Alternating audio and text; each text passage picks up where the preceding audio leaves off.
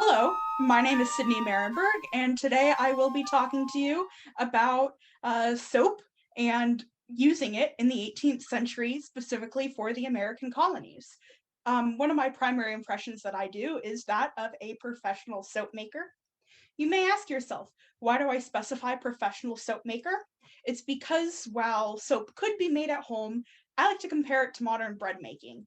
Everybody, especially at the beginning of last year, learned how to make bread. It's not that hard, but it's sort of time consuming. It doesn't always come out 100% every time. And hey, nowadays it's cheap enough that most of us would rather spend the like 2, $3 and go to the store, pull some bread out of the aisle, and you know you're going to get a consistent product every single time. Soap was just like that in the 18th century, too. It was a cheap enough product that had a ton of hassle to it, was super dangerous to make. The most people, especially if you were living anywhere near a town or a city or any sort of large gathering of people, it was easy enough and cheap enough to just buy it and bring it home. Furthermore, you actually couldn't make the same soap that you could find from a professional at home. The potassium that they used needed a sodium component that's pretty much table salt. And when you're making it at home, at that time, people didn't know how to make your soap hard. So if you were a home soap maker, you could only make something called soft soap. It was a very gummy substance. You could actually jiggle in your hand. You want it to be thick enough to scoop in your hand and not fall out. I actually sort of like to compare it to a modern day Lush shower jelly, if you've ever had the fun of jiggling one of those. It's also, if you look in period recipe books, it's also referred to as black soap.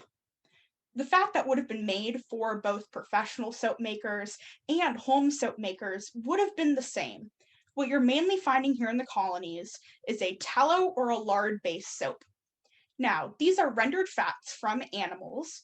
Tallow is rendered from beef fat, and lard is rendered from pork fat. So when you're making it, it can smell a little bit meaty sometimes. Your soap that you're making is a fat, water, and lye. Lye would be produced from wood ashes, where you run water through them a lot of times, and it's a very caustic substance. It can really hurt your skin if you don't know what you're doing with it, which is also another reason why people like to leave soap making up to the professionals. They had the safety equipment, they were used to handling it. If you don't do it right, you can mess your soap up. Really, you can actually burn your skin. That's one of the ways that in ladies' maids' handbooks of the day, it says how to identify if someone's a good laundress. To do that, you want to look at the quality of her arms. If a lady's maid is looking at someone for a washerwoman and their arms are like really burnt, they're red, they sort of look like they're sunburned and peeling, which is super gross. But if her arms are like that, it means that she's buying a low quality of soap. And hey, low qualities of soap can hurt your clothes, but it also probably means that she won't take as good care of your clothes as you'd like her to. So instead, you want to look for someone who's got really nice hands, nice arms. It means that they're buying a higher quality product that won't hurt your clothes or any residuals left on that for your skin. So I mentioned that soft soap was made at home. This is also what would have been used for laundry. You'd keep it in a barrel, you'd scoop it out when you want to use it, and you'd put it in your bucket or whatever else you want to wash your clothes in. You'd go to a professional for hard soap. Hard soap is what we all think of in our shower. It's a bar of soap, it sits there, and you can buy it in some really nice wrappers. There's different scents to it. Soap honestly hasn't changed that much since it was first invented such a long time ago. So this soap would be sold in 1 or 2 pound blocks. You could find various um, qualities of soap. The lesser the quality, obviously, the cheaper it's going to be. You could get a 2 pound block of soap for about half a shilling to a shilling, which can't really compare it to modern day money, but to compare it to something a bit easier, a really fancy bar of soap, that's a pound of soap. It's really nice, it's clean, it's actually made out of a fancy oil, olive oil that comes from Spain. It's known as Castile soap. You can still find it nowadays. This soap would have been imported. A 1 pound block of soap would have been worth a full day's wages for the average laborer. Once you have that block of soap, you take it home, you could cut it up, use it as you want. Normally, it was more used for your body washing. People did wash their bodies every day. We just may not think of it as like a bath or a shower where you're fully immersed in water, but you would have been washing your hands, your arms, your face, your legs, um, any other bits of you that needed it. And to help with that cleanliness, you would have also been changing your underwear every day, your shift or your shirt, which probably would have covered all of you, where your then skin would be touching your body, so you're keeping your linens cleaned and changed. Those modern soaps that have the scents in it and they're really nice also would have been found back then, just a little bit different. Some of the most popular scents of the day were cinnamon, nutmeg, lemon, and lavender and rose. These are the most common scents that come up in period recipe books and in advertisements of the day. But these scents would have been super expensive. Most people wouldn't have been able to afford easy access to citrus or the cinnamon or the nutmeg. Um, so the fact that you're saying, oh, I can wash myself in the scent is a really big deal. You're sort of showing off a little bit. And one little tiny ball of soap, something about 3 of my fingers wide, would also have been about the day's wages of the average laborer.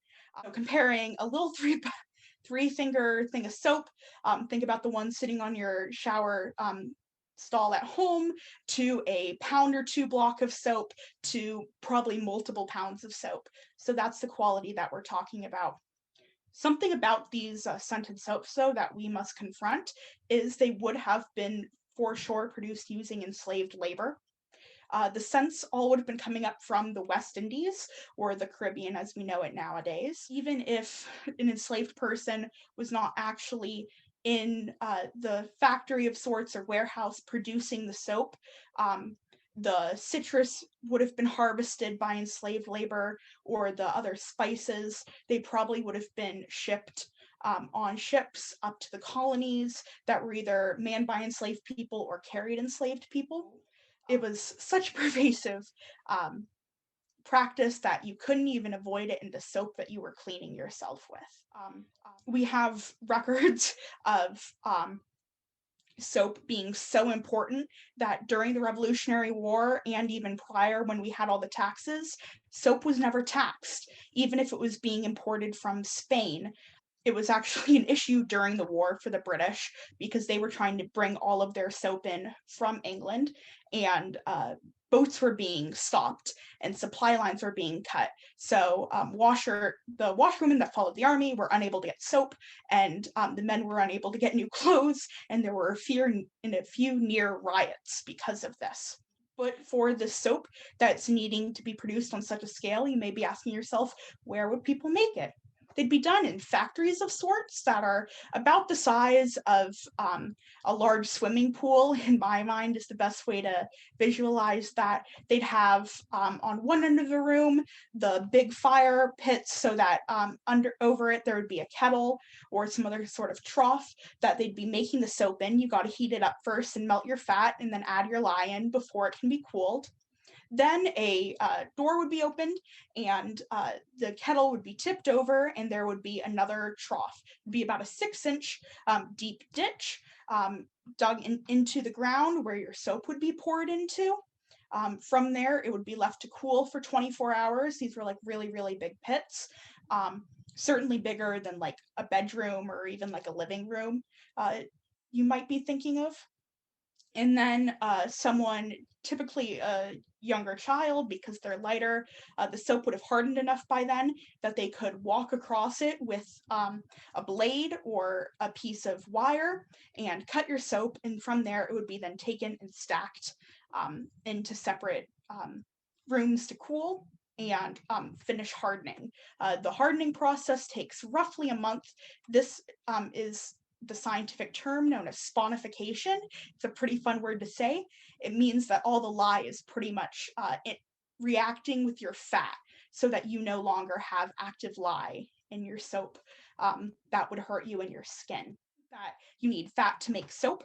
This is a very smelly process, and once again, there were laws about where and where not soap could be made and produced. There were laws regarding how close to a waterway you could do it, whether you had to be a certain number of miles away from a large gathering of people, and even where the wind tended to blow because the smell would be so bad, and the melted fat, it would sort of have some nasty byproducts of that you just don't really want in your waterways. The soap industry has been pretty highly regulated, but it was something that everybody used and was very important.